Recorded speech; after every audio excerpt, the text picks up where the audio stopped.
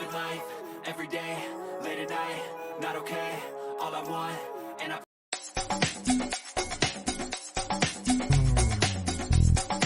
Showbiz Kachika TV. Hello mga kachika!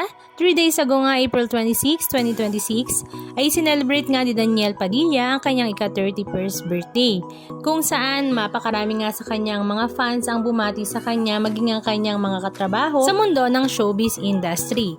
Inabangan nga rin ng lahat kung paano nga daw ang kanyang magiging setup sa kanyang birthday celebration.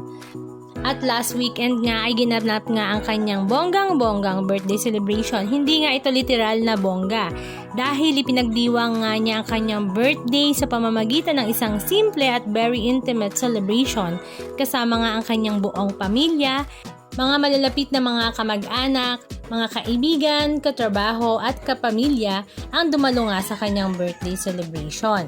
At ang nakakatuwa nga rito na talaga namang ikinatuwa ng lahat ay napagsama-sama nga daw ni DJ ang kanyang buong kapamilya sa side ng kanyang daddy na si Romel Padilla, maging sa side ng kanyang mami na si Carla Estrada. Maging ang kapamilya nga rin ni Kyla Estrada ay present din sa birthday celebration na ito, mga kaibigan ni DJ at ang mga kaibigan rin ni Kyla Estrada. So sa side nga ng mga Padilla ay naroroon nga ang kanyang daddy na si Romel Padilla kasama ang kanyang mga stepsister, mga tito at tita. Samantala sa pamilya naman ni Carla Estrada, syempre ang kanyang mga tito at tita at maging mga kapatid na sila Jose Carlito, Margaret Ford, Carla Ford at syempre ang kanyang mami na si Carla Estrada. Marami naman ang kinilig dahil naroroon din nga at spotted ang kapatid ni Kyla na si Luigi Mulak, kung saan ang tawag nga niya kay Daniel Padilla ay bayaw, na talaga namang mukhang nagkakamabutihan na nga daw ang bawat pamilya sa kanilang relasyon. Hindi nga lang si Luigi ang naroroon dahil naroroon din nga ang kanyang tatlong kapatid na sila Moira, Ina at Yuan. Pero syempre, ang pinakakinakiligan nga ng lahat sa birthday celebration na ito ni DJ ay ang presensya nga doon ni Kyla Estrada. Marami nga sa mga netizens ang itinuring na hard launch nga daw ang event matapos mag-post si Kyla Estrada sa kanyang Instagram story ng isang sweet na larawan habang yakap-yakap si Daniel Padilla. Ginamit niya nga ang kantang Everything Hallelujah ni Justin Bieber bilang background music. Samantala, napansin rin nga ng mga netizens ang napaka-komportableng pakikihalubilo ni Kyla Estrada sa pamilya ni Daniel. Kabilang nga ang mami nito na si Queen Mother Carla Estrada. Mapapansin nga sa video na ito na talaga namang giliw na giliw nga si Ma'am si Carla kay Kyla.